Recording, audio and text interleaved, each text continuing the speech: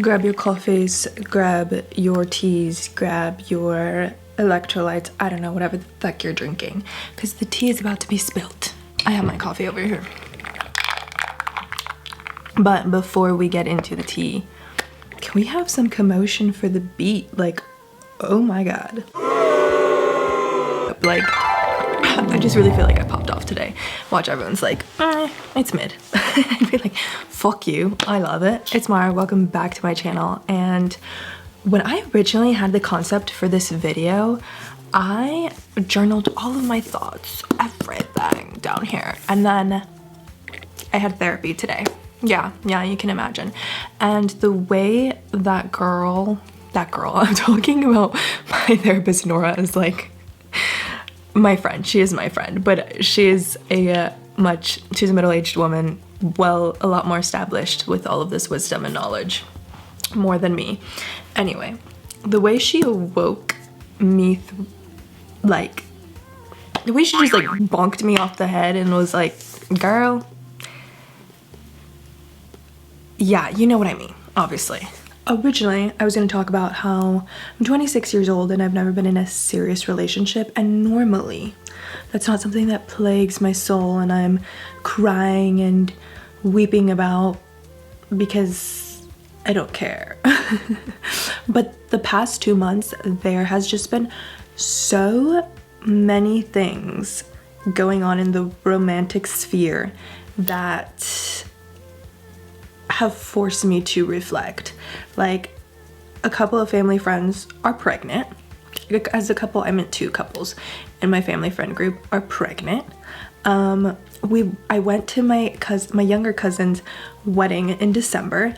For fuck's sake, I literally saw on Instagram an old high school friend get engaged this past week. 2 of our friends in our friend group are like dating. And I'm just like, damn, like, what the fuck am I missing out on? Like, my innate reaction was to put this like existential pressure on myself of like, what the fuck am I missing? Like, why am I, like, do I need to be in a relationship? Like, what is going on? And it's not really like a feeling like I'm feeling like my time is running out, like my biological clock is gonna expire soon. It's more of a feeling of like, I'm just feeling insecure in my singleness. And I feel like every now and again I will get this sentiment, but it had never been surrounded by so many people within my immediate circle experiencing romantic situations. And then I was going to take you through the whole fact that, you know, I grew up really insecure. I was really, really depressed from like 18 to 22, so dating was not even at the forefront of my life. So then when I first started dating, like around 23 to onward, I was just very naive, and I honestly I let my boundaries fall very quickly because I just wanted to be picked and chosen and loved. Yeah, I was gonna take you through all of that, but then I went to therapy and Nora talked to me, and we were talking about how it's natural to reflect and to question what you're doing and whether it's worth it or not. And I was talking to her how I'm like, I don't really think it's worth it to date right now because I'm up here and I might not be up here 20 what? I might not be up here in like 6 to 7 months. So what is the point of starting a relationship now? What is the point of dating now? And she first started me off with being like, bitch, what is date? Obviously she didn't say that, but she said in my head, bitch, what does dating even look like to you? Like, what does that mean? And I was like, good point, Nora. Dating is going out with someone, like, handful of time, seeing if I like them, they like me, before things even get serious. And she's like, okay, so then why are you blocking off those experiences because you think that you are going to be somewhere else in 6 months? Who knows? You may still be here. You don't know what the future holds for you. So why are you already like saying like, no, I can't experience that? And of course, me pushing myself and pushing my limits, I was like, Nora, I think it's because I'm scared.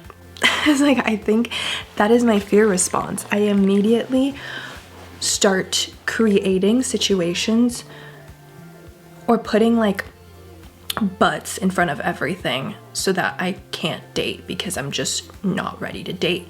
And I feel like that kind of goes along with something that I was originally going to talk to you guys about, how being single for so long, I feel like I've realized it's easy for me to be single. I enjoy being single because I don't have to take anyone else's emotional being into consideration. I don't have to look out for their best interest. Like, it's always about me, and I just don't have to worry about anyone else, and vice versa. I don't fear somebody hurting me. I don't fear somebody not taking my emotional being into consideration in every aspect. Like, being single is easy. It's hard and it's time consuming, and it takes a lot of effort to go on dates, to be on dating apps, to be talking to someone constantly, to plan dates. Like, all of these things take effort and time and energy. And me having been single for so long, it's so comfortable for me. It's so easy. So then I immediately put these blockages, or these, I don't even want to call them blockages. The way that I explained it to her was like, I put these limitations or these goals that are always ever so slightly far away from reach. Like, this is where shit gets deep, okay, where I fucking cried, okay? I cried in therapy, and it was actually really relieving. The world did not collapse. All is fine. Anyway, okay. I told her how when I was younger, I would put goals for myself, or I felt like I had to be this completed version or this healed version, or at least somewhat of like, you know, a solid person before I could even date anyone, because no one could ever love the messy me. No one could ever love the broken me. And I always just keep ever extending that boundary. So when I was younger, I was like, oh, you know, I'm just too depressed. Like, when I'm healed, I'll start dating. I got healed. I dated, like, got healed. You're never fully healed, okay? You're always one step further into your healing process, but whatever. I felt a lot better. And then I was like, okay, I'm gonna start dating. I dated a total of like a handful of guys, literally a handful of guys. And I was like, yeah, you know what? I don't really want to do this. Sorry, I lost my fucking train of thought. It'll come back to me. Hold on. Oh, that was, like I said, it was gonna come back. That I just kept putting the goal or the limitation a little bit further. So then I was finally in a better mental state. And then I was like, you know what? I'm like not financially smart, savvy. I need to get my finances in order before I start dating. And then now that not that my finances are in order whatsoever, guys, okay? But now that I'm here in this point in my life, I'm like, oh, I need to, you know, I just need to settle down somewhere. Like, I can't date right now because dating's gonna be hard, because I'm here sometimes, and I'm there, and I'm there sometimes, and I'm here, you know, it's just too much.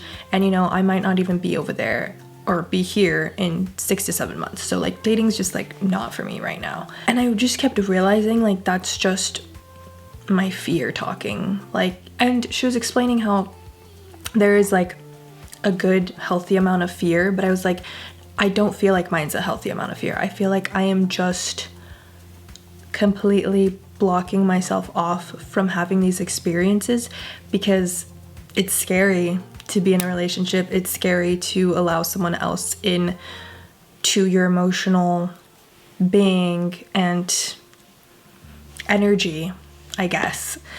But sorry, I like glaze. I didn't glaze, but I have yet to get to the part where I was crying. Parallel of what I wanted to talk to you guys originally and what she had me dissect was my family dynamics and how they influence my wanting to be in my desire to be in a relationship. And I was telling her how my dad wasn't really present and my mom was present, but I just felt like I was forgotten a lot because my mom had 4 kids. I was the youngest. I give her so much compassion and grace and understanding. Like, that woman was doing so much all the time, but that doesn't invalidate the fact that I felt forgotten a lot. And I realized that, like, literally, I was telling her, I was like, I realized that I kind of closed myself off to receiving love or wanting love or desiring love because I just thought that that was something that was unattainable for me. Sorry, editing me, because I feel like I didn't fully explain what I was trying to explain. But from understanding my family dynamics, it made me realize from like ages 8 to 12, my innocent view of love completely changed. It was viewed as very transactional and performative, without giving too much detail of like my family dynamics, obviously. But that, when I was young, I just then felt like I had to perform to receive love or be this specific version of myself to feel the most loved. So then that's why I felt like that romantic love was just not attainable for me because I'm not that version. I never will achieve that version of myself. Like, I just thought I was never it just wasn't for me. I was like, I'm not worthy of receiving that love. I'm not deserving of receiving that love, like that. And it literally just makes so much sense with why I would set these limits or these goals and then I could start dating. Like, I just always made it something the tiniest bit unattainable for me. And it like literally blew my mind. I was just like, holy shit. So this whole time I've been the problem. Like, to a certain extent, I already knew that. I just didn't understand in what aspect, what essence. I knew I was the fucking problem. I just needed to know how, you know? And now that makes so much fucking sense to me. And like, I look back at like very, not small, but like very short situationships. And other than 2, I was just always the one that like brushed it off to the side or just let it fizzle. Like, I didn't care for it to be something serious because I just thought I was young and I didn't know what I wanted, and like, why hurt somebody when I don't even know what I want and I'm just gonna end up hurting them. Like, no. I was the one, again, just closing myself off from having all of these experiences, and I'm just like, damn. I really, like, her and I literally decided Nora and my bestie decided, Nora and I were like just talking about how that also doesn't necessarily mean that I'm meant to jump into a relationship tomorrow. Like, it just, I think, means I'm gonna be more present and living in the right now and trust that everything else will figure itself out in due timing. Because, you know, if I do meet somebody up here and I do move down there and we just have to be a long distance for a minute, like, that's what it's gotta be, you know? After having that therapy session, it really, one, obviously, like, blew my mind to my self-sabotaging habits, and 2, bro, I hate being a fucking idiot because my train of thought just like gone. What was the second thing I was gonna say? Yeah, okay, that thought is gone. It's not coming back. I don't know what the second thing was that I was gonna say. Oh, bro, I'm a fucking idiot. Okay, it came back. The second thing that therapy session like made me really happy for was it actually made me really secure in my singleness. It made me realize, one, to the depth and core of my being, of why I've been single for so long and being okay with that. Like, I genuinely think now it's kind of like a godsend that I've been single this long.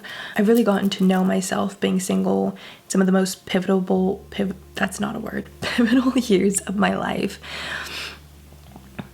And getting to know who the fuck I am. And also gives me so much peace with my journey and being like, you know what?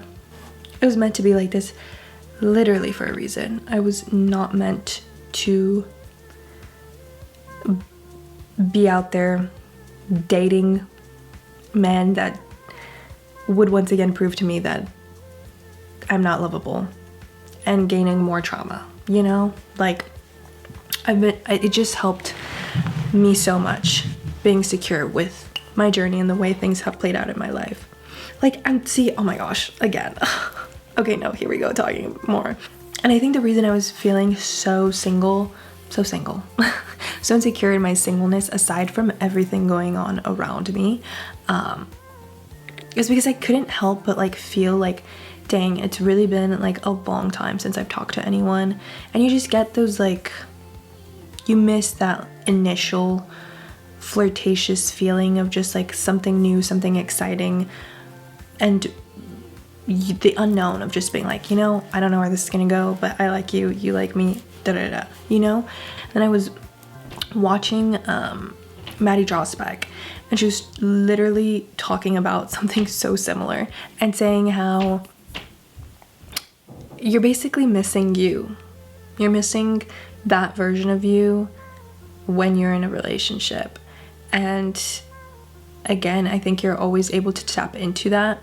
And I feel like I really have not been tapping into that version of myself. And I mean that by doing things for yourself. You could go get yourself flowers. You can run yourself a really nice bath. You can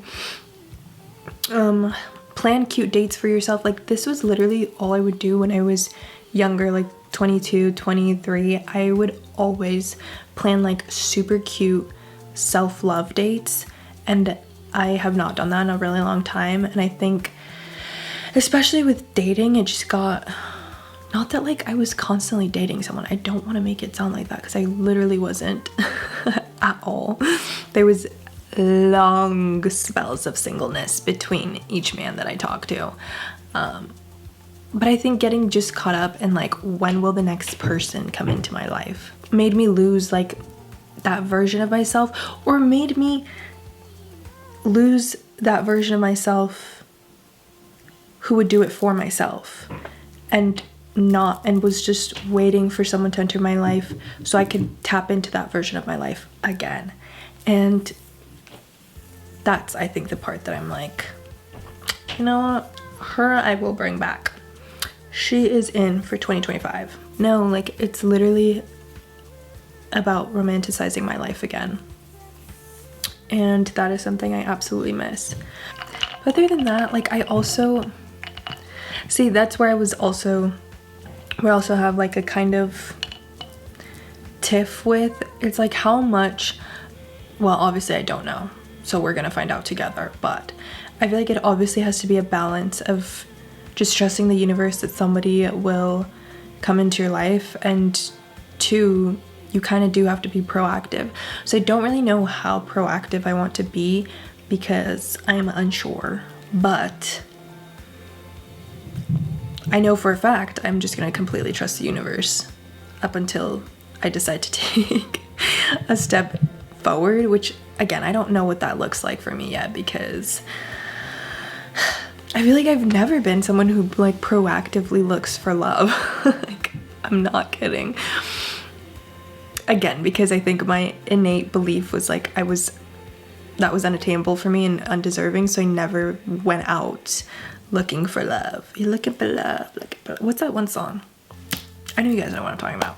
That was never me. I just wasn't ever chasing it. And I feel like to a certain extent I like that, but also I can't expect like Prince Charming to just like come knocking on my door, like, especially with these fucking things. Like, he's never gonna come in. He's probably too wrapped up in his fucking phone. I think the big takeaways from this video is go to therapy if you can. If you cannot, don't stop. Like, the questioning, the self-reflections, and wondering, but with curiosity and not judgment. That's literally what my therapist Nora said. And keep loving yourself and having faith that us lover girls, because I am a lover girl, I love Maddie Drospec, and I love love. I'm a Libra too, so I love love. Anyway, it will come to you and it will find you.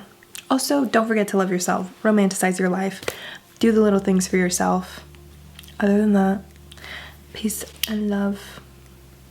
No, but it also works the same. Peace and blessings. I'll see you guys in the next video.